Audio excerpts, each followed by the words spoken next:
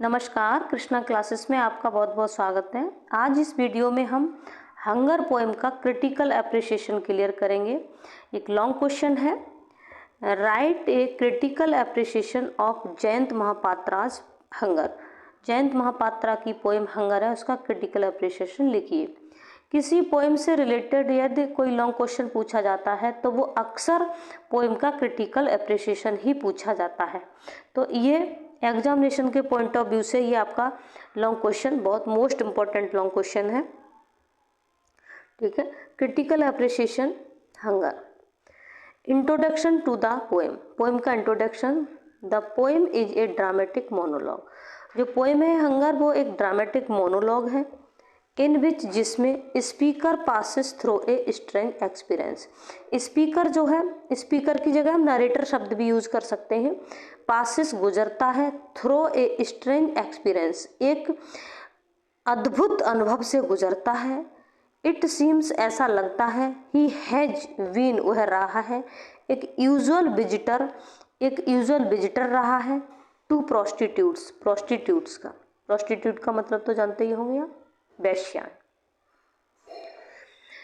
He has experience of many shorts. He has वह रखता है, एक्सपीरियंस अनुभव ऑफ मैनी शॉर्ट्स कई प्रकार की, many shorts of pimps. Pimps means होते हैं दलाल या भड़ुआ, तो दलाल। He has experience of many shorts of pimps कई प्रकार के दलालों का वह अनुभव कर रखता है। हु एक्ट जो कार्य करते हैं, एज ब्रोकर दलाल के रूप में, टू प्रोस्टिट्यूट्स वेश्याओं के लिए। बट दिस टाइम इस बार ही फील्स शॉक्ड वह शॉक्ड हो जाता है। वहन जब एक फिशरमैन एक मछुआरा आस्क्स हिम उससे कहता है to have his teenage daughter for a prostitute.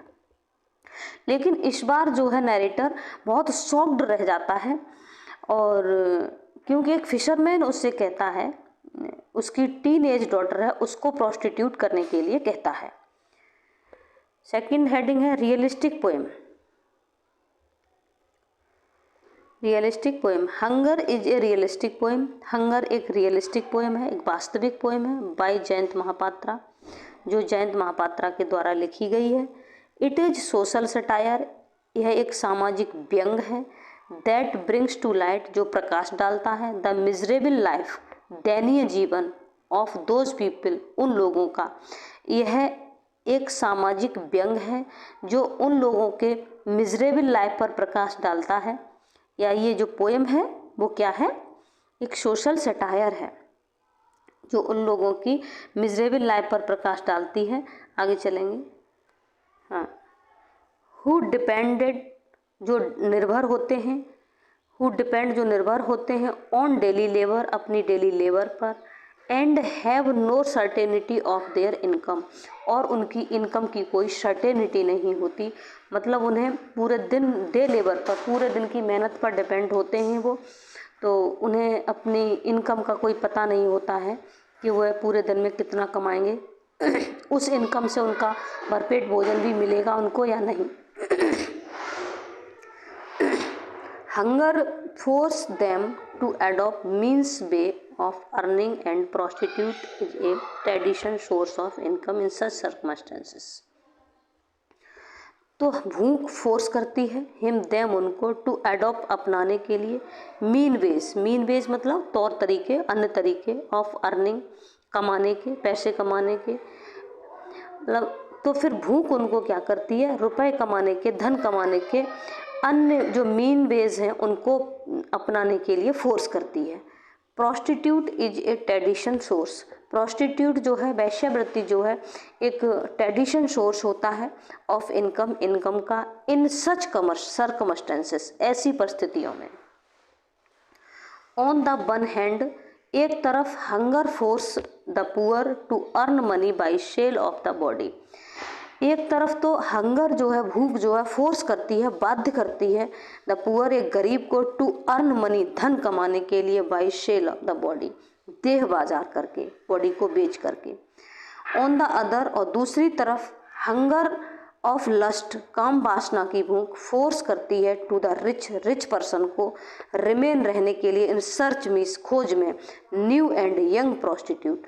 और एक तरफ जो काम लस्ट की हंगर ऑफ लस्ट जो है एक रिच पर्सन को क्या करती है, फोर्स करती है एक न्यू और यंग प्रोस्टिट्यूट को वेश्या को सर्च करने के लिए। आगे चलेंगे। इट इज द मिजरी, यह मिजरी है ऑफ द फिशरमैन, एक फिशरमैन की, एक मछुआरे की ये परेशानी है, तकलीफ है, दुर्दशा है। That he has to offer, कि उसे ऑफर करनी पड़ती है, देनी पड़ती है his own 15 years old daughter, अपनी 15 साल की बेटी, to the satisfy the lust of the speaker, speaker की काम वासना की भूख को संतुष्ट करने के लिए ऑफ द पोएम, पोएम के, पोएम का जो स्पीकर है उसकी काम वासना की भूख को संतुष्ट करने के लिए फिशरमैन को अपनी 15 साल की बेटी उसको प्रोस्टिट्यूट करने के लिए देनी पड़ती है। In hope of earning money, किस उम्मीद में, धन कमाने की उम्मीद में, बाई सच मीन्स, इस तरह के माध्यम से, इस तरह के साधन से। Perfect dramatic monologue, the poem is a perfect dramatic monologue, ये पोएम एक परफेक्ट ड्रामेटिक मोनोलॉग है। Speaker passes through a strange experience, speaker जो है एक अद्भुत अनुभव से गुजरता है। Reader is the supposed silent listener, और इस पोएम में जो रीडर है वो सपोज्ड साइलेंस लिसनर है। इट सीम्स, ऐसा लगता है, इट सीम्स ऐसा लगता है, स्पीकर हैज़ बीन, स्पीकर रहा है, ए usual visitor to prostitute, prostitute का एक यूजुअल विजिटर रहा है। ही हैज़ एक्सपीरियंस, और अनुभव रखता है, of many sorts of pimps, कई प्रकार के दलालों का, हु एक्ट, जो कार्य करते हैं, एज ब्रोकर, दलाली का, टू प्रोस्टिट्यूट, वेश्याओं की दलाली करने का जो कार्य करते हैं, उनकी सब प्रकार के जो दलाल हैं उनका वो एक अनुभव रखता है।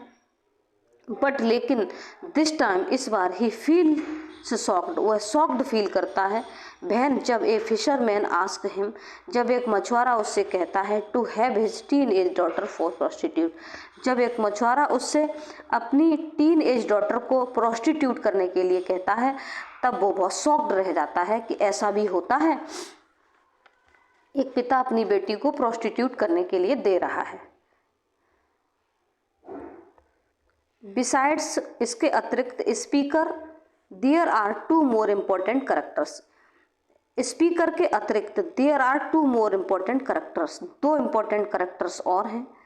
The fisherman and his 15 years old daughter, fisherman और उसकी 15 साल की बेटी।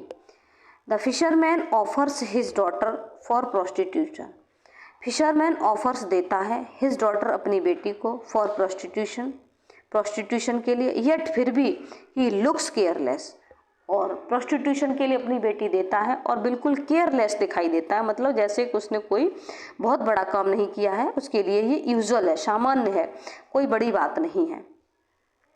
एंड रिमेन्स, और बिजी रहता है, मतलब रिमेन्स बिजी और बिजी रहता है, इन बाइंडिंग, बांधने में, हिज नेट, अपना नेट, मतलब जो काम कर रहा था वो मछली पकड़ने का काम कर रहा था, तो अपने नेट को बांध रहा था, और नेट बांधने में इस तरह बिजी रहता है वो कि, और नेट बांधते ही बांधते उससे एकदम केयरलेसली ही कह देता है, जैसे कि उसने यूं ही कह दिया हो, उसके लिए कॉमन बात है। एज दो, मानो कि his words were quite common, जैसा कि मानो कि उसके जो शब्द हैं बिल्कुल कॉमन है, सामान्य है, उसके लिए कोई बड़ी बात नहीं है ये, जबकि अगर सामाजिक तरीके से देखें हम लोगों के लिए ये बहुत बड़ी बात है। The white bone of his teeth, उसके दांतों की जो वाइट बोन है, सफ़ेद हड्डी है, एक्सपोज करती हैं, प्रदर्शित करती हैं, हिज हंगर, उसकी भूख को, फॉर ब्रेड, भोजन के लिए, रोटी के लिए उसकी भूख को एक्सप्रेस करती हैं उसकी वाइट बोन्स। आगे देखेंगे। हाँ, एक बार क्लियर कर लेते हैं, ठीक। The psychology of the characters is exposed through the symbols, psychology of the characters, characters की जो साइकोलॉजी है एक्सपोज की जाती है, प्रदर्शित की जाती है या दर्शाई जाती है थ्रू सिम्बल्स, प्रतीकों के द्वारा, प्रतीकों के द्वारा उसकी करेक्टर्स की साइकोलॉजी को दर्शाया जाता है। The speaker follows the fisherman across the wild field of sand, speaker जो है, नरेटर जो है करता है, फॉलोज करता है, मतलब फिशरमैन के पीछे पीछे जाता है। एक्रॉस पार करके the wild field of sand, बालू का जो विस्तृत मैदान था, क्योंकि नदी के किनारे बालू ही होती है, तो बालू का जो मैदान था उसको क्रॉस करता हुआ फिशरमैन के पीछे पीछे जाता है। Sand is symbol of dryness, वहाँ पर जो सैंड है, बालू है, वो ड्राइनेस का सिंबल है, निरूखता का सिंबल है। इट सजेस्ट, यह जो सैंड है या जो उसका सिंबल है ड्राइनेस, इस बात को सजेस्ट करता है the fisherman does not feel any mercy for his young daughter, कि फिशरमैन अपनी यंग डॉटर के लिए बिल्कुल भी दया फील नहीं करता है। एक बहुत इनोसेंट सी लड़की है जो अभी काम इच्छा को जानती तक नहीं है, उसके अंदर कोई काम उत्तेजना नहीं है, मतलब इस चीज़ों से वो अनभिज्ञ है बिल्कुल, और उसके लिए भी वह दया नहीं दिखाता है। Fisherman does not feel any mercy, fisherman उसके लिए कोई मर्सी फील नहीं करता फॉर हिज यंग डॉटर, अपनी जवान बेटी के लिए। And pushes her in the hell of prostitution, और उसे वेश्यावृत्ति के नर्क में ढकेल देता है। पुशेस धक्का देता है, हर मिस उसको, इन द हेल मिस नर्क में, और प्रोस्टिट्यूशन, और प्रोस्टिट्यूशन के हेल में उसको धकेल देता है। The speaker's mind was longing for satisfying his lust, और स्पीकर का माइंड लॉन्गिंग कर रहा था बहुत, स्पीकर जो था, नरेटर जो था, उसको इच्छा हो रही थी सेटिस्फाइड करने की, संतुष्ट करने की, हिज लस्ट, अपनी काम इच्छा, अपनी काम वासना को संतुष्ट करने की उसकी बहुत इच्छा हो रही थी। The fisherman is hopeful of earning money by offering his daughter to him, और फिशरमैन होपफुल था, फिशरमैन को ये उम्मीद थी अर्निंग, कमाने की, मनी, धन, बाई ऑफरिंग, देकर, हिज डॉटर, अपनी बेटी, टू हिम, उसको, फिशरमैन को अपनी बेटी उसे दे करके कुछ धन कमाने की उसको उम्मीद थी। बोथ रिमेन्स साइलेंट, दोनों साइलेंट रहते हैं। It is a commercial deal, ये एक कॉमर्शियल डील है। इट इज, ये है एक कॉमर्शियल डील, ये एक कॉमर्शियल डील है, व्यापारिक डील है। The fisherman takes the speaker to his dark poor hut, fisherman जो है स्पीकर को अपनी डार्क पुअर हट में ले जाता है। डार्क पुअर का मतलब है अंधेरा हो चुका है, रात हो चुकी है, और पुअर से मतलब बेचारी टूटी, गरीब है वो, तो टूटी फाटी उसकी झोंपड़ी है, ले जाता है। And opens it carefully like a bound, और केयरफुली एक घाव की तरह उसको खोलता है। किसको खोलता है? झोंपड़ी के गेट को, ओपन्स खोलता है, इट इसको केयरफुली, बहुत सावधानी से, लाइक ए बाउंड, एक घाव की तरह। सिम्बल्स यूज की बात हो रही है यहाँ पर, ठीक है, कि यहाँ ये थ्रो द सिम्बल्स, ठीक है, characters are expose through the symbols. He is afraid, उसे डर है, ऑफ नहीं, फॉर हिज फैमिली, अपने परिवार के लिए, जिसे हटा देते हैं, अब देखते हैं। ही is afraid for his family, उसे अपने परिवार के लिए डर है। Is at the point of being destroy, कि वो है डिस्ट्रॉय होने की पॉइंट पर है, कगार पर है। Speaker is proud of buying flash, speaker को flash, speaker is proud, speaker को प्राउड हो रहा है बाइंग, खरीदने पर। फ्लैश मीन्स मास, मास का मतलब बॉडी, बॉडी से मतलब वो लड़की जो उसने पैसों से खरीदी है, एक शारीरिक हवस ही होती है काम वासना, तो शारीरिक हवस के रूप में शरीर खरीदा उसने, तो इस पर उसे प्राउड फील हो रहा है। ही एंटर्स द हट, वो हट में प्रवेश करता है, लाइक द विंड, हवा की तरह। इनसाइड द हट, हट के अंदर, एन ऑयल लैम्प, एक तेल का दीपक, बाज था, ओनली द सोर्स, केवल एक स्रोत, ऑफ लाइट, प्रकाश का, मतलब झोंपड़ी में केवल एक तेल का दीपक था, उससे प्रकाश हो रहा था। The speaker hairs the fisherman से, स्पीकर फिशरमैन को कहते हुए सुनता है, दैट के हिज डॉटर इज जस्ट 15, उसकी बेटी अभी अभी 15 साल की हुई है। And he may satisfied his lust with her, कि वह उसके साथ अपनी काम वासना को संतुष्ट कर सकता है।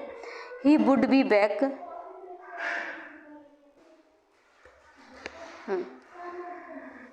He would be back soon, वह शीघ्र वापस आएगा। फॉर द स्पीकर्स बस लीव्स एट 9, और स्पीकर की लीव, वो बस जो है वो 9 बजे छूट जाएगी, वह ऐसा कह करके चला जाता है। The fisherman's attitude shocked the speakers. Fisherman का जो एटीट्यूड था, मतलब उसका जो इस तरह का, जैसे आओ और मेरी बेटी 15 साल की है, इससे अपनी लस्ट को सेटिस्फाइड करो, मैं जा रहा हूँ, थोड़ी देर में वापस आऊँगा, आपकी बस 9 बजे की है, उस हिसाब से देख लेना। तो ये सब बातें उसको शॉक्ड कर देती हैं स्पीकर को, कि एक पिता अपनी बेटी के लिए ऐसा कर सकता है। Attitude shocked the speaker, speaker को शॉक्ड कर देता है। येट फिर भी he does not wish to spare the girl for his sympathy, लेकिन फिर भी वह अपनी उसकी सिंपैथी के लिए उस लड़की को वो स्पेयर नहीं करता। ही डज नॉट विश, इच्छा नहीं करता, टू स्पेयर, स्पेयर मतलब खाली छोड़ना, लड़की को फॉर हिज सिंपैथी, उसकी सिंपैथी के लिए। Is only थॉटिकल like so social reformer of the society, society के बहुत सारे सोशल रिफॉर्मर की तरह। The concluding part of the poem, poem का जो कंक्लूडिंग पार्ट है प्रेजेंट्स करता है एक्ट ऑफ प्रोस्टिट्यूशन, प्रोस्टिट्यूशन के एक्ट को प्रेजेंट करता है। As a sacrifice of the innocent helpless girl, as means के रूप में, सेक्रीफाइस त्याग, ऑफ इनोसेंट मीन्स निर्दोष, हेल्पलेस मीन्स असहाय गर्ल, एक निर्दोष असहाय लड़की के त्याग के रूप में प्रोस्टिट्यूशन के एक्ट को प्रेजेंट करता है ये concluding part of the poem. Okay, the description does not arrows, description does not arrows, arrows नहीं करता, उत्पन्न नहीं करता। एरोटिक, एरोटिक मतलब कामोत्तेजिक फीलिंग्स, एरोटिक फीलिंग्स का मतलब कामोत्तेजिक फीलिंग, बट लेकिन a deep sense of mercy, mercy का एक डीप सेंस फॉर गर्ल, लड़की के लिए। The girl is long and लीन, लड़की लंबी है और पतली है। हर years are cold as rubber, उसकी ईयर्स एक रबर की तरह ठंडी है, मतलब वो काम इच्छा से अनभिज्ञ है। फॉर, क्योंकि सी हैज़ नो सेक्स डिजायर, क्योंकि उसको क्या है, सेक्स डिजायर नहीं है, सेक्स की उसको इच्छा नहीं है, क्योंकि वो इनोसेंट है अभी। सी ओपन्स, वह खोलती है, वह खोलती है। हर वीक लेग्स, अपनी कमज़ोर टांगें। बाइड, ही फील्स, वह फील करता है। द हंगर, भूख को। देर, वहाँ, वह अपनी कामेच्छा की भूख को नरेटर यहाँ फील करता है। द अदर वन, एक तरफ। द फिश मूविंग, मूविंग कर रही है। टर्निंग इनसाइड, अंदर। इट सीम्स, ऐसा लग रहा है। हेल्पलेस क्रीचर इज बचर्ड, एक हेल्पलेस क्रीचर को, एक असहाय प्राणी को बचर्ड किया जा रहा है, उसकी हत्या की जा रही है। कंक्लूजन, दस इस प्रकार hunger is a realistic poem, hunger जो है एक वास्तविक कविता है, रियलिस्टिक पोएम है। शार्प सटायर, एक तेज व्यंग है, ऑन द सोसाइटी, समाज पर। इन विच, जिसमें, ए यंग गर्ल, एक जवान लड़की, is turn to be prostitute, उसे प्रोस्टिट्यूट बनने पर मजबूर किया जाता है, मतलब उसे वेश्या बनने पर मजबूर किया जाता है, बिकॉज ऑफ द पॉवर्टी, गरीबी के कारण। It is a perfect dramatic monologue, यह एक परफेक्ट ड्रामेटिक मोनोलॉग है। With dramatic situation, dramatic situation के साथ, करेक्टर्स के साथ, एंड यूज ऑफ सिम्बल्स, और सिम्बल्स के साथ, ये एक परफेक्ट ड्रामेटिक मोनोलॉग है। ठीक है, इस तरह से ये हमारा लॉन्ग क्वेश्चन क्लियर हो जाता है। ठीक है, अगली वीडियो में मैं आपका ऑब्जेक्टिव टाइप MCQ क्वेश्चंस दूंगी। ठीक है, थैंक यू, जय हिंद, जय भारत।